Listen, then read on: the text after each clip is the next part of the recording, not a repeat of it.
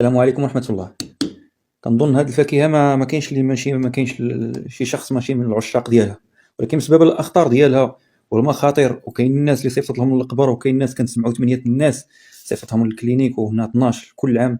فاجعة كتوقع بهاد الحديثة، ولكن المشكل فين؟ المشكل ماشي في الدلاحة، المشكل في الشخص اللي كيزرع الدلاحة، والمشكل في هاد النباتة هنايا كاين السم، والمشكل في الشاري اللي ما عارفش هاد المعلومة. ولكن من اليوم من هاد الفيديو ما يبقى حتى واحد يتقلب، ما يبقى حتى واحد يشري الدلاح ويخبيه على الوليدات، حيت كاين شي ناس كيحرموا راسهم من هذه الفاكهه بسبب ان الوليدات كيعشقوها حتى هما، ولكن بسبب الاخطار ديالهم كيتمنعوا من انه يدخلوا للدار. ولكن من اليوم من هذا الفيديو غنوريك في كاين السم، وقيل اول فيديو غيكون في هذه المعلومه، واللي ما يقدرش يقول لكم حتى شي واحد، حنا ان شاء الله غنقول لكم.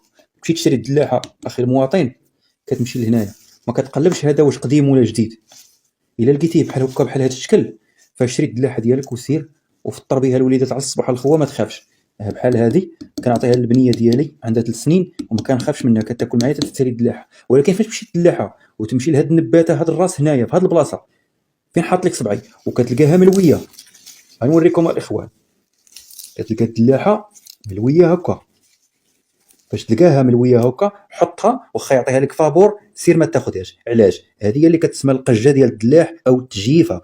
هنا الفلاح فاش كيبغي يدخل السلعه ديالو للسوق، كتبقى له واحد اليوم ولا 3 ايام، كيجمع الخدام ولا كيجمع ولادو، كيقول ليه سيروا قجوا الدلاح. شنو هي قجوا الدلاح؟ هي غنقطعوا له الماء، كيمشي للفدان باقا في الجريده ديالها، هذه جريده، وكيدور الدلاحه بلاصتها، يعني باقا في الضيعه، كيدور الدلاحه كيقطع عليها الماكسيموم ديال الماء، كتجي في الدلاحه كطيب من الداخل وكتحمر بلا خاطر ديالها بلا الوقت ديالها. هنا شنو كيوقع؟ الدلاح اللي فيه المواد الكيماويه اللي زايدين ليه مواد كيماويه، فاش كطيب الدلاحه بالمواد الكيماويه كتعطي شنو هما المواد الكيماويه؟ هي تعطيها الخضوره، تعطيها الحلاوه، وتعطيها اللون الاحمر زايد. فاش كتم هذه العمليه، المواد الكيماويه ما كتبقاش خطر بزاف، يعني كتشي لها واحد 95% من المفعول ديالها، حيت كعطات المفعول ديالها اللي خاصها تعطيه في الدلاحه. ولكن الفلاح فاش كيقجها، فالمواد الكيماويه اللي كاينه لداخل كتولي سموم، كتبقاش حتى هي مع الدلاحه، وما كتكونش عاطيه المفعول، باقا الدلاحه ما طابش غير مقجوجه، كتلوى من الداخل وكتبان لك انت راها حمراء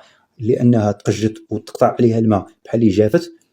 فهمتيني اخي المواطن؟ وهذوك السموم من تما هذوك المواد الكيماويه اللي ما عطاش المفعول في الدلاحه كتولي سموم. هذه هي الكوليرا، وهذا هو اللي كتسبب ان الناس والاشخاص كيمشيو للسبيطارات بالعشرات كل عام. والناس دابا اللي من عشاق هذا الدلاح هذا، عشاق هذه الفاكهه الصيفيه المتميزه، الناس ولات كتخاف منها، ما كتعرفش تشري. ها الشريه ديالها، ما كنظن ان اللي شاف هذا الفيديو بارطاجو لو ماكسيموم غيمشي يقلب على الدلاح تقريبا في السوق كامل في هذه اللعبه، بانه كيكون ملوي من هذا الراس، ملوي من هذا لابارتي. واخا يكون ملوي هنايا كنظن ماشي مشكل، عرفتوا علاش؟ حيت هنا كيكون لا شارج وهذا، يعني كيتقطع وكيتهرس، هذه راه مهرسه وهذه راه مهرسه، يعني ما ملوياش.